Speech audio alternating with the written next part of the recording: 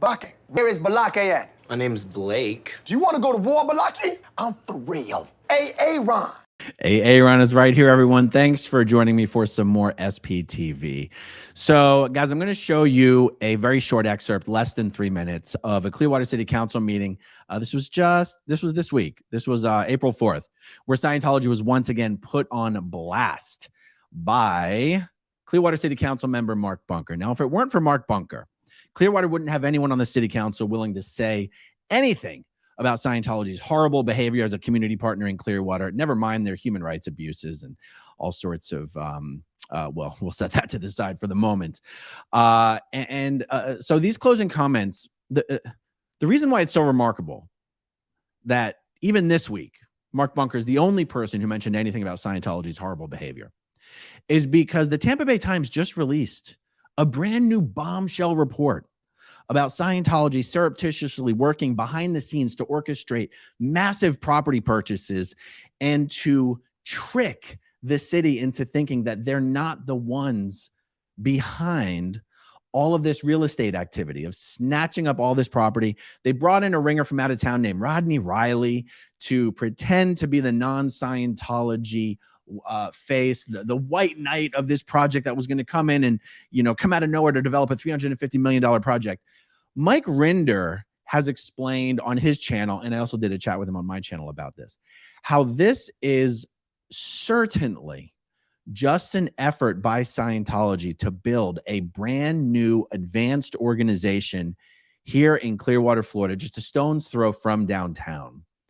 And that they've gone through all of this rigmarole to cover up their involvement and to trick the city into changing zoning and land use and approving all sorts of variances to the code for this fake project, so that once all the approvals from the city were to come in, the non-Scientologist developer would be like, oops, all the financing for my project fell through, Scientology would come and swoop in, pick up the project, and would use the fact that the city had already issued all these variances and change of zoning and change of land use to push their new advanced org through. Anyhow, I won't give too much of an intro. Let me just show you what Councilmember Bunker said at the meeting, and I'll have plenty of comments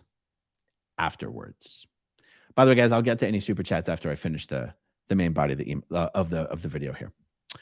All right, let's take a listen.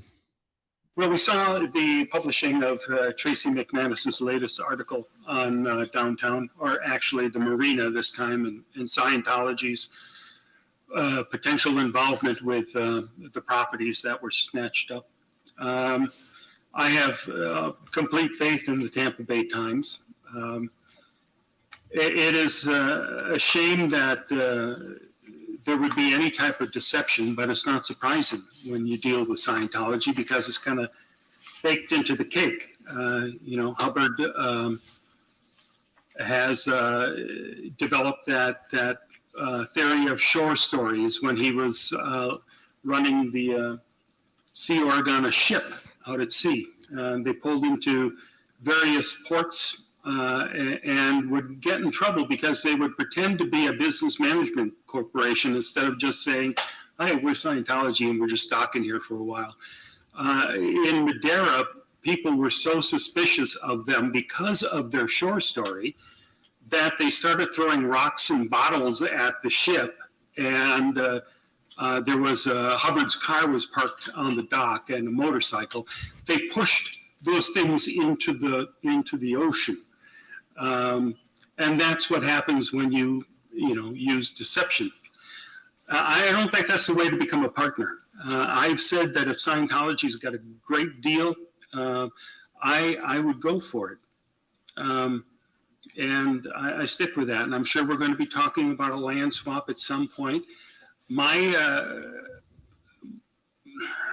advice, which I'm serious about, is if Miscavige wants the CMA property that caused him to buy up everything downtown to use as leverage, we put that in a trust, and we tell Miscavige, okay, go ahead and do what you need to do to develop your properties. And then after you've done that, we'll give you the CMA property, or we'll sell it to you.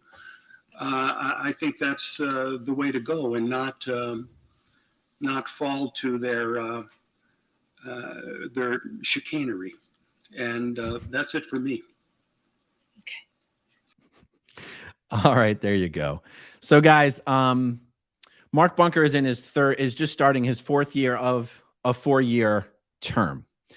He was also just sworn in as vice mayor, which is a ceremonial position on the city council that all of the non-mayoral, so there's 5 city council members. 1 is mayor, and then there's 4 non-mayoral city council members. Each of the other 4 take turns serving 1 year as vice mayor. So it might be a ceremonial position, but it certainly is the first time that a Scientology critic has served as vice mayor of Clearwater.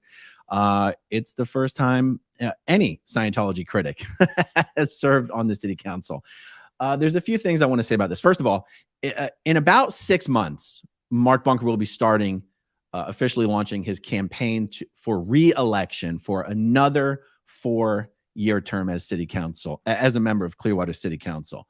I'll certainly be using this platform, which is a heck of a lot bigger than it was 4 years ago when Mark ran the first, or 3 years ago when Mark ran the first time.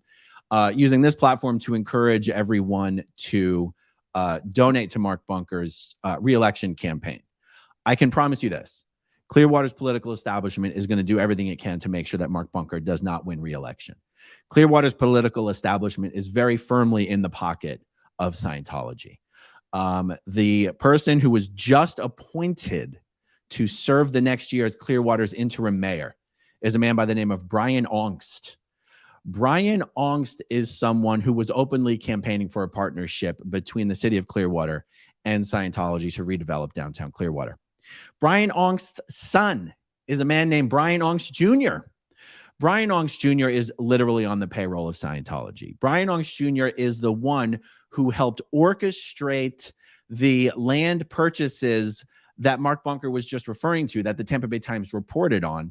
The land purchases we now know were being done as part of a covert campaign to allow Scientology to build a new advanced org. Brian Ongst Jr. represents all of the wealthy Scientologists in all of their land purchases in downtown Clearwater. How disgusting. This reminds me of another anecdote I just heard this week. There was actually a local Scientologist who was interested in running for one of the empty seats on Clearwater City Council in the last election cycle. Scientology told her specifically, do not run for Clearwater City Council. Now, I know you guys are going to be like, what the hell are you talking about? What? I thought Scientology wanted to take over the city council. Scientology has succeeded in taking over the city council by using the influence of its money and its lobbyists to influence the sympathies of the non-Scientologist members of the city council. Guys, I'll tell you straight up, a Scientologist has never been on the Clearwater City Council. A Scientologist has never even attempted to run for Clearwater City Council. And yet our city, I live in Clearwater, has the reputation of being a city that is run by Scientology. The reason the world thinks Scientology runs Clearwater is because the non-Scientologist members of the city council are so cowed by Scientology and so much under the influence of their lobbying dollars that they'll never say a cross word about Scientology at a public meeting. Oh, behind closed doors, they're so brave. Behind closed doors, they'll tell you how much they hate Scientology, not Scientologists, but Scientology, and how despicable they think they are. Oh, and they'll tell you how much they love the Leah Remini Scientology in the Aftermath show. But you get them on the dais here. I don't know if it's dais or dais. Guys, I was raised in a cult. I don't know how to pronounce these words. But you get them in a public meeting, in a public dais, and they're pussycats. You'll never hear them make reference to, well, this week, the Tampa Bay Times wrote a bombshell article about Scientology trying to deceive the city government. You would think that the elected representatives of the city of Clearwater would each take a turn acknowledging that once again, the despicable, underhanded, dishonest behavior of David Miscavige and Scientology as a community partner, not as a cult leader, as a community partner, has been exposed and called out by the Tampa Bay Times. Thank you, Tampa Bay Times. Thank you, Tracy McManus. And shame on you, David Miscavige. And shame on you, Trish Duggan. And shame on you for all the other Scientologists who are involved in this nonsense. Not a single frickin' word by anybody other than Council Member Mark Bunker. Absolutely despicable. So this is why, again, I'm just taking this opportunity to, well, first of all, please go over and subscribe to Mark Bunker's YouTube channel, because I'm sure he will be using his YouTube platform to help raise funds for his city council race, and I'll be doing it as well. But yeah, I just wanted to, use this as an opportunity to let everybody know 6 months from now, we're going to be starting the fundraising for Mark Bunker's reelection campaign. And the clip that I just played for you is exhibit number 1 for why we do need Mark Bunker to be reelected. And I promise you, Clearwater's establishment and their pockets run deep. Clearwater's political establishment is going to be fighting very, very hard. Very, very hard to keep Mark Bunker from winning reelection. So there you go, guys. That's all I got to say on this. Oh, I did promise I wouldn't ignore the super chats. So let me check for some real quick. We have Scott Blanche. Hey, Aaron, when you have time to explain something that has already been explained, can you play the clip where John Sweeney shouts at Tommy Davis? Well, sure, Scott. I'll put that on my list of things to do a video about. And I don't mind doing videos about things multiple times. You know, the nature of the internet and the nature of YouTube, it's not like if you've said it once, you've said all that needs to be said. I mean, you could talk about something 100 times on YouTube. You're going to be speaking to a new audience every single time. So I'll definitely put that on my list of things to address. Thank you for the super chat, Scott.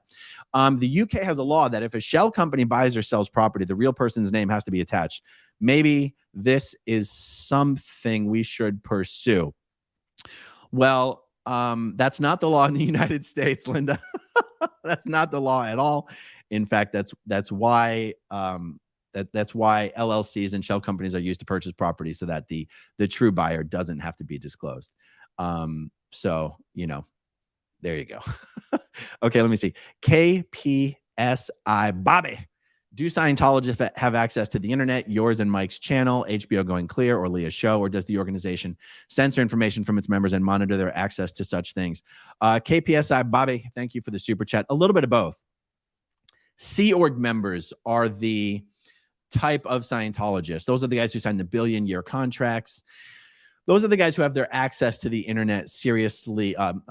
First of all, most of them don't have access to the internet. And those that do have that access severely restricted and monitored. Even most other Scientologists have open access to the internet. Even Sea Org members have managed to figure out how to get onto the internet, how to get onto YouTube, how to get onto Netflix. They do watch our channels. We find out about this stuff when, through the Aftermath Foundation, we help people leave the Sea Org and leave Scientology, and we find out how they found out about the Aftermath Foundation and all that sort of stuff. And then we find out just how many Sea Org members are watching our YouTube videos, even when they're in the Sea Org. And that's why me and Mike and Mark and Claire take as many opportunities as we can in our videos to promote the Aftermath Foundation and let the Sea Org members who are watching these videos know when you need help escaping from the Sea Org, getting out of Scientology, starting from scratch, getting on your feet, you can contact us. contact@theaftermathfoundation.org. We'll do anything we can to help you get your life restarted. For those of you who want to support the Aftermath Foundation, just go to theaftermathfoundation.org. If you want to support the Aftermath Foundation and you want to get some cool merch, go to thespshop.com. Let me see. I do have a little banner here somewhere. Let me find it. Oh, get your merch at thespshop.com. 100% of the proceeds go to support the Aftermath Foundation. Okay, let me make sure I didn't ignore any last-minute super chats there. All right, guys. Looks like that's all we got. Thank you for watching. I got more to come this evening. Thanks to everybody who watches until the very end, and I'll talk to you soon. Okay, if you want to see my rock and roll songs, click right on this guitar. And if you want to see a different one of my videos,